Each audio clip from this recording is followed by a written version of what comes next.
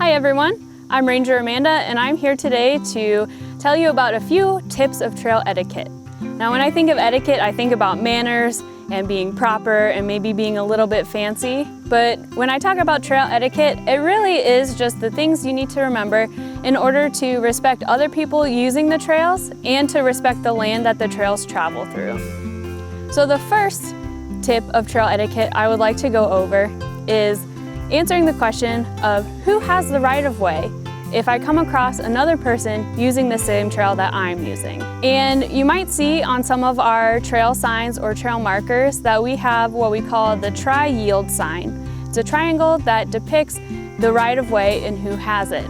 If you come across a person on horseback, they always have the right of way, which means they always have the ability to travel and you have to let them pass.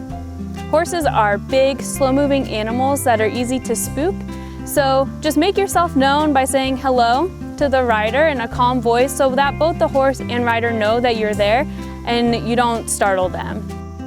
Now, if you're riding a bike through our trails, you're expected to yield to both hikers and people riding their horses. And that's because your bike is really maneuverable and fast, and so you want to give the space for those slower moving trail users to get out of the way or to use the trail safely. So if you are coming towards a hiker or an equestrian user, they can see you. Just make sure that you're communicating with them what is going to happen, if they will let you pass or if you're going to let them pass. And if you're ever approaching anyone from behind, make sure that you make yourself known because they can't see you and that can be startling. If you ever have any questions about who's supposed to yield to who, always communicate with the other trail users around you. You know, maybe a hiker would let a biker pass because they're taking a slow hike, enjoying the scene around them. And maybe a horseback rider would want a hiker to pass them just because that's what their horse needs. So if you're ever in doubt, always use good communication with those around you. If you're going to let anyone pass, make sure that you're the one who's standing off the trail. Anyone who's traveling should be traveling on the trail, tread, or part of the trail that you walk on, so that we're reducing the impact on the land around us. We get a lot of rain in our area, and it's important to remember that even though the trails are muddy, we should always travel through the mud rather than the plants around us, because we also don't want the trail to widen and cause more of an impact that we talked about earlier. So it's important to remember to stay on the trail when you're traveling. That's why if you're going to yield, you step off the trail and you don't move so that you only put the minimum number of footprints possible off the trail.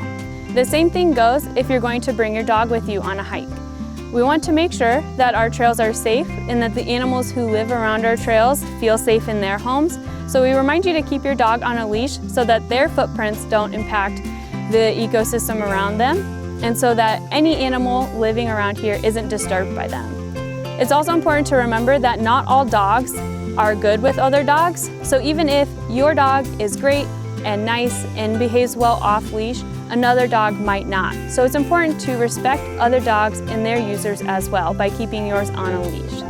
And always remember to clean up after your dog because their waste can make negative impacts in our environment that we'd like to not happen. These are just a few tips of trail etiquette to make sure that we are respecting those around us and also the land that we're using.